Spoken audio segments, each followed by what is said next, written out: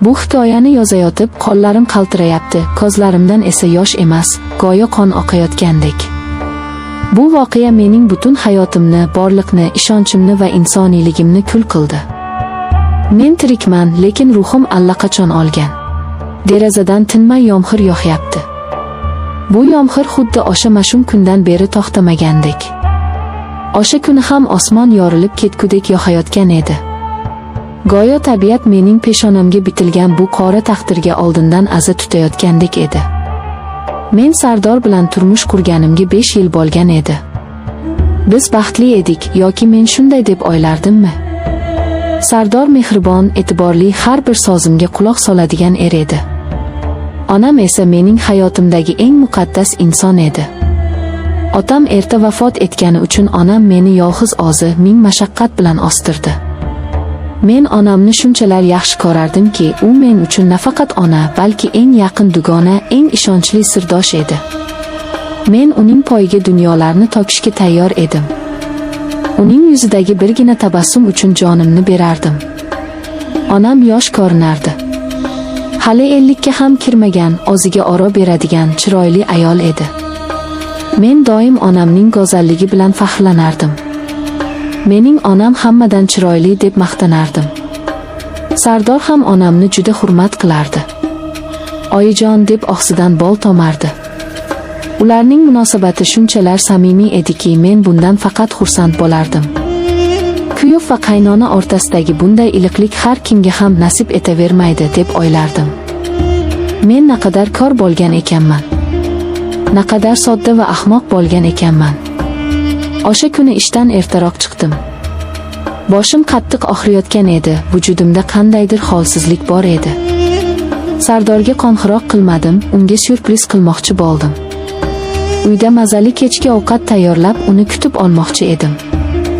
Onam ham o'sha kuni biznikiga kelishi kerak edi. Ertalab telefonda gaplashganimizda qizim, uyingizga boraman degan edi. Men xursand bo'lib, kalitni qoldirib ketgan edim. Uyga yaqinlashganim sari yuragim negadir hashlana boshladi. Bu shunchaki kasallikdan deb o'yladim. Yomg'ir shivirlab yog'ardi. Darvozamizdan kirib hovliga o'tdim. Uy ichi jimjit edi. Faqat yomg'irning tomga urilayotgan tovushi eshitilardi. Eshikni sekin ochdim. Dahlizda Sardorning va onamning oyoq kiyimlari yonma-yon turardi. Demak, ikkalasi ham uyda. Ular meni kutib o'tirishibdi, hozir choy ichib o'tirishgandir, degan o'y bilan ichkariga kirdim. Assalomu alaykum deb ovoz bermoqchi bo'ldim, lekin negadir ovozim chiqmadi.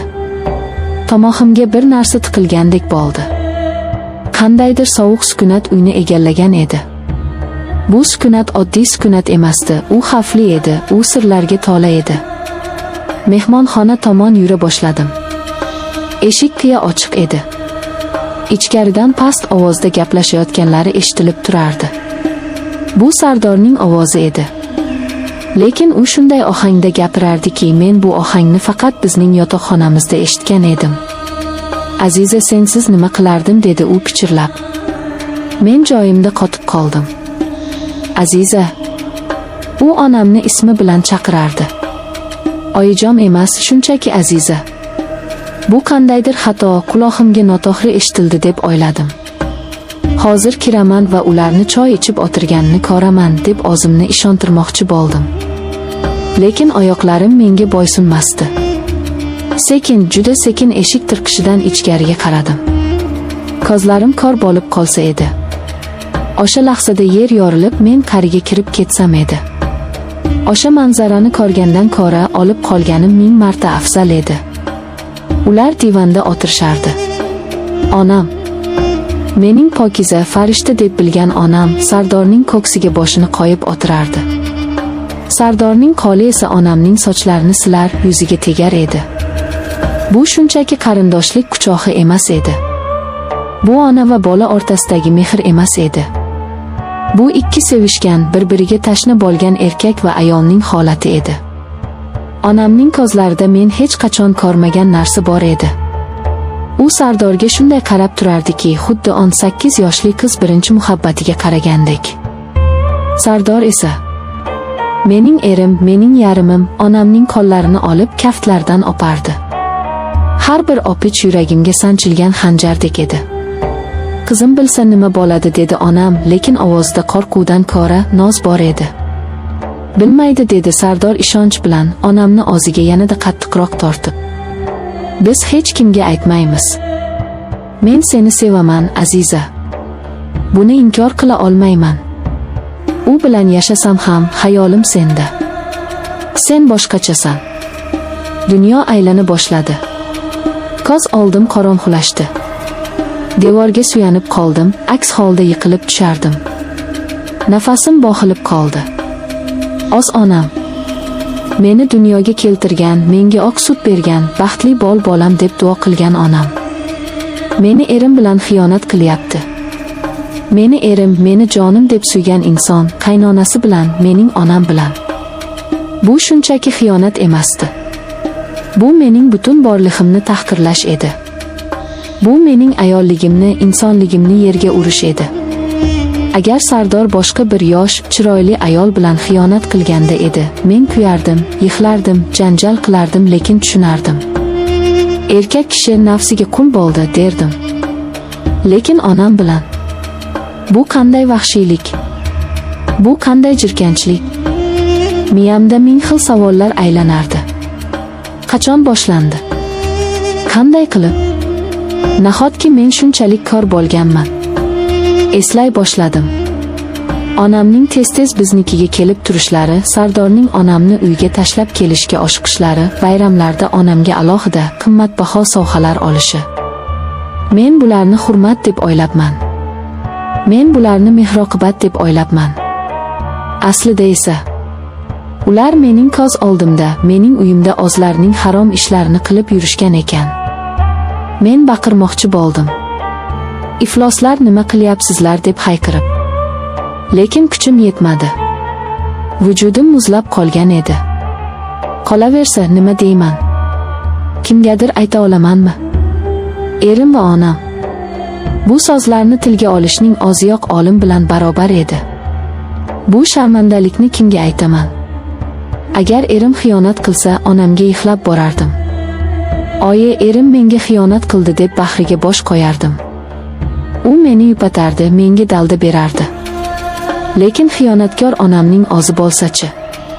Men kimga boraman? Kimning tizzasiga bosh qo'yaman?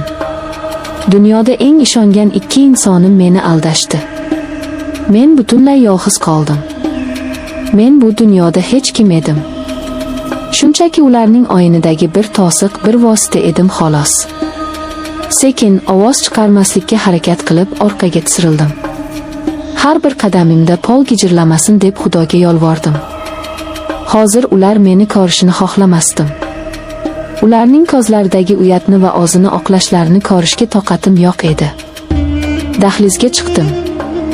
Oyoq kiyimimni qo'limga oldim va yalangoyoq ko'chaga chiqdim. Eshikni sekin yopdim va yugurdim. Yomg'ir ostida yugurdim. Qayerga ketayotganimni bilmasdim. Faqat bu uydan, bu ifloslikdan, bu yolg'ondan uzoqroqqa ketishni istardim. Yomg'ir yuzimga urilar, ko'z yoshlarim bilan qo'shilib oqardi. Tanamdagi ko'ylagim shalabbo bo'ldi, sovuq suyak-suyagimdan o'tib ketdi, lekin men buni sezmasdim. Ichimdagi olov shu qadar kuchli ediki, tashqaridagi sovuq menga ta'sir qilmasdi. Xayolimdan o'tmish o'tardi. Bolaligim. Onam meni erkalagan paytlari. Qizim, sen mening baxtimsan, sen uchun yashayman degan so'zlari. Hammasi yolg'onmidi? Qachon onam o'z qizining baxtini oxirlaydigan ayolga aylandi? Qachon o'z kuyoviga ko'z olaytiradigan darajaga yetdi? Nahotki shahvat, nafs hissi ona mehridan, farzandning taqdiridan ustun kelsa?